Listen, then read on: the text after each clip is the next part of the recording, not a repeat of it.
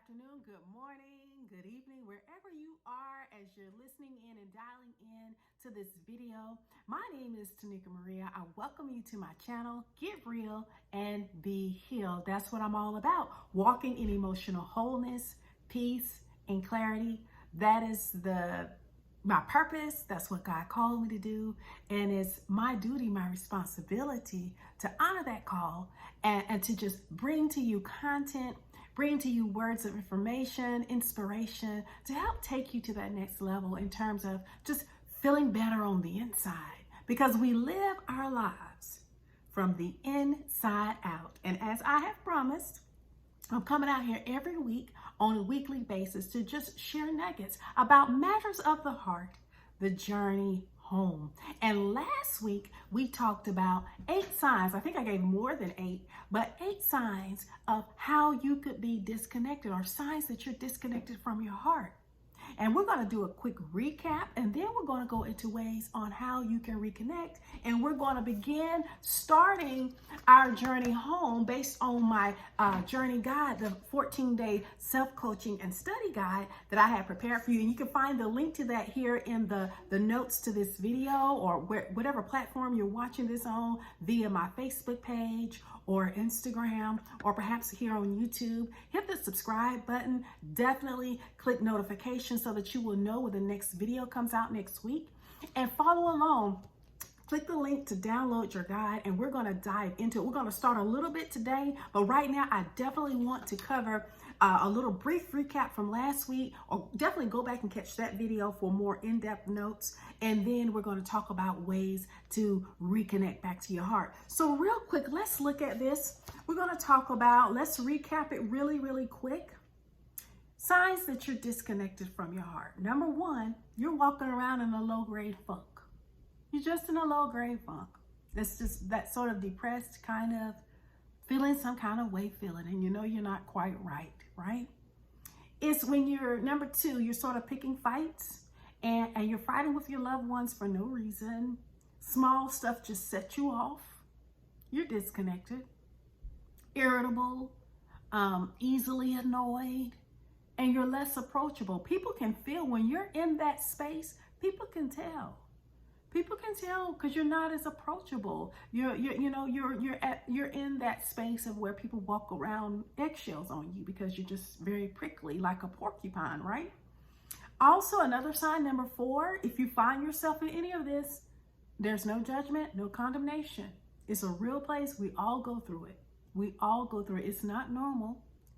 Well, I guess it is normal, but it's not healthy. But we have to just get to the place where we can know what we're feeling and being aware. Number 4, if you're feeling unmotivated and uninspired, and basically when we're in that place where it's that slightly borderline kind of depressing type feeling, you're unmotivated, uninspired to do anything, and you're just looking for that next dopamine hit. You know, we get our dopamine hit. That's that chemical that causes us to feel high. So we're going to get some sugar. We're going to do something that feels good because we're just, there's no, we're blah. And so it's that place. When you're in that place, again, we said another one, just minor small things that normally wouldn't bother you. Now they trigger you and just send you off, and you're not really, it's just, you're not yourself. You're looking for a distraction. When you're disconnected from your heart, you're looking for distractions. And those distractions show up in the form of, you're looking for sugar, you're looking for snacks, you're eating when you're not even hungry, you just snack. Scrolling, checking your email every 2 seconds, Facebook, Instagram, YouTube, watching mindless videos and drivel on TV, just any old thing, anything to distract yourself. That's a sign that you're disconnected from your heart. And one of the final signs that I gave, and again, go back and check that other video, 8 signs that you're disconnected from your heart. Make sure you go back and catch that. Is when you isolate yourself unconsciously from people, but then when you get by yourself, you realize you're sort of lonely and you really do want the attention. It's like you start feeling sorry for yourself. You isolate and pull back from people. Then you feel sorry for yourself. And then you want somebody to notice you and give you attention, but you're the one that's isolating. Come on. We do that when we're disconnected from our heart. And so this video today is just, let's dive into signs real quick, or rather ways that you can come back. And then we're going to talk a little bit. We're going to get into the guide. I encourage you to download the study guide because we're going to go deeper into these questions. The first part, day 1 next week of this guide. And so I definitely want you to download it, and I'll have the note that you should be able to see the link for that, and we're going to dive into it. But let's look really quick. I'm over here looking at kind of my notes on the laptop. What is the way back into self-connection? Okay, so my heart's been scattered and I'm feeling isolated. I'm feeling some kind of way. I'm in this low grade funk. I don't want to be bothered with people. I'm easily triggered. Stuff gets on my nerves. I'm snacking and eating. I know I'm not hungry. I'm just mindlessly doing stuff to distract myself, and I know good. I'm not right. So how do I find my way back? How do I find my way back? Glad you asked. Number 1 is awareness.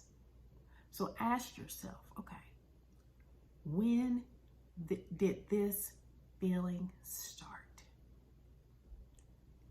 Can you pinpoint when you started feeling that certain kind of way that sent you on that spiral?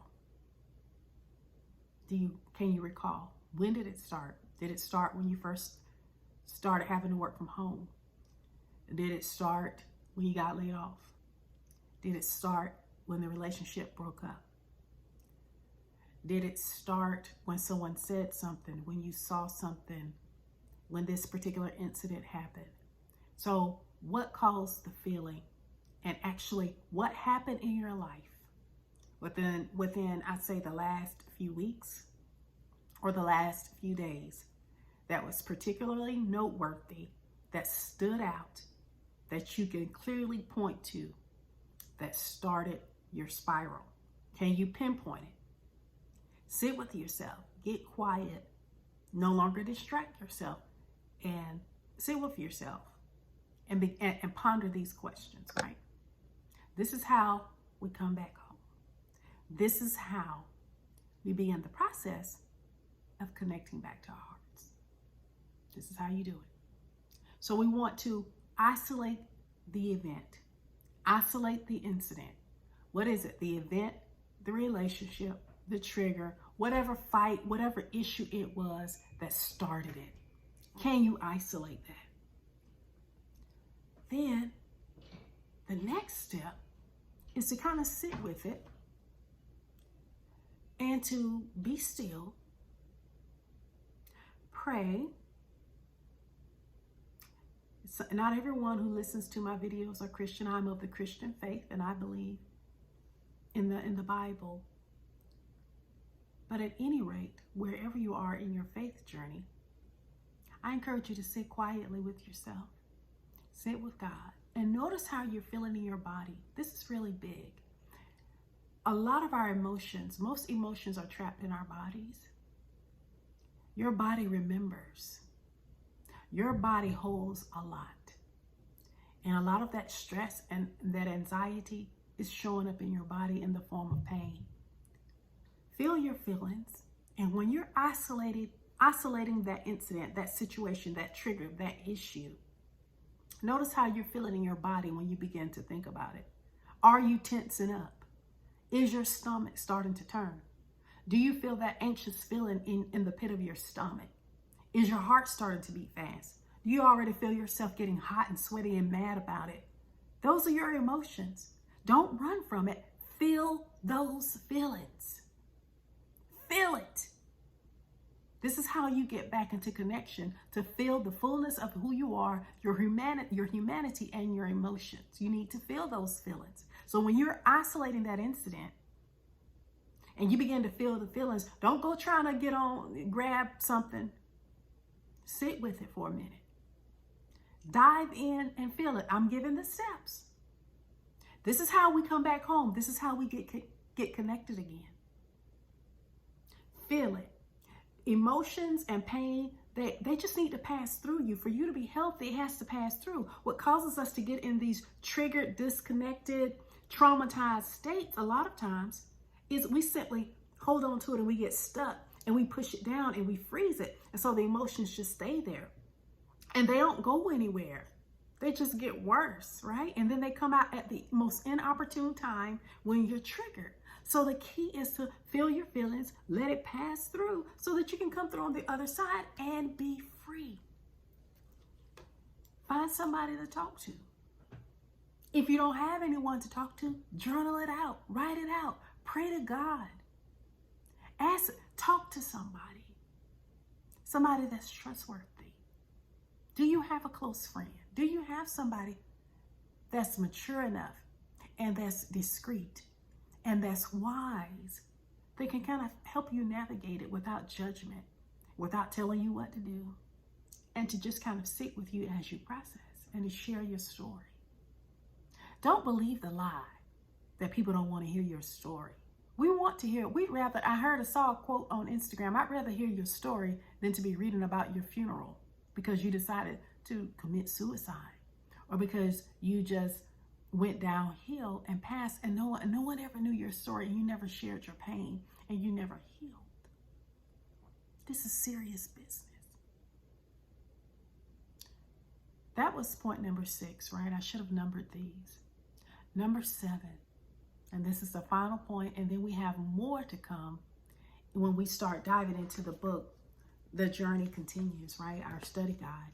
But our last point is commit to taking care of the root issue of why you got disconnected to start with. Sometimes it's multiple issues, and we have to unpack things little by little, layer by layer, one day at a time. Healing is a journey, and that's why I named this my book, The Woman's Journey Home, 14 Keys to Ascending, and then the guide, right? It's a journey. It's a journey that you're going to be in until you transition to the next life in heaven, right? The journey never ends. So you have to commit to unlocking, unpacking, and dealing with the root issue. It may be short, swift, and quick, or it may take a little time. Just depends on where you are and what it is and how much work you're willing to do. You find that core issue. Find out what it was that caused you to be disconnected. Like, God, show me me. Show me what's in my heart. What is it that's causing me to have this type of a response? What's going on in me that's causing me to feel this? And when you isolate it and when you go through these steps and say, okay, now God, I'm going to commit to dealing with this. I'm going to clear it out. Do I need to forgive somebody? Do I need to say something? Do I need additional work in this? Work in my heart. Show me. And see, the more you empower yourself by taking these steps, by becoming more aware, you won't be taken out all of the time by everything that happens. Every time something happens, you're triggered and now you're in a funk. Who wants to live like that? You can't walk in any sense of power. It'll be difficult to have healthy relationships. It'll be difficult to walk in purpose. It'll be difficult to really be effective in life if you're triggered up and traumatized and disconnected from your heart all the time. The key to really ascending, the key to really moving forward in life is to be connected to your heart. The key to moving forward is to come home to yourself, come home to God, and come home to your heart. We're talking about matters of the heart. The journey home. The journey home begins with the heart. And I'm right here with you in the journey. The only difference between me and you is that I have enough courage to share what God puts on me to share. And I'm right here in the journey, unpacking my own stuff, healing as I go. And I encourage you, those of you who have a calling, who feel the desire that God has given you a word, that there's something in you to help uplift and edify people, don't let your issues stop you. God heals you as you go. He connects you in your calling as you continue to move forward. The journey continues. Come with me on the journey home. Let's get connected back to our hearts. And we're going to be going next week and we're going to dive straight into part 1 of this. And this is just kind of like a preliminary segue to get you to think and to have time to download the journey as I put it out here more and do a little bit more on social media in the days and nights ahead. Go back and catch this and go through it again. Sit with God, sit with yourself, and begin the process of awareness so that we no longer are walking around triggered up and traumatized, especially in the time that we're in. So I encourage you, come with me on the journey. If you have not done so, hit the subscribe button, follow, like, share, whatever platform you're watching this on, and I will see you next week. Know that you're seen, know that you're safe, know that you're secure, and know that you are deeply loved. Take care and talk to you soon.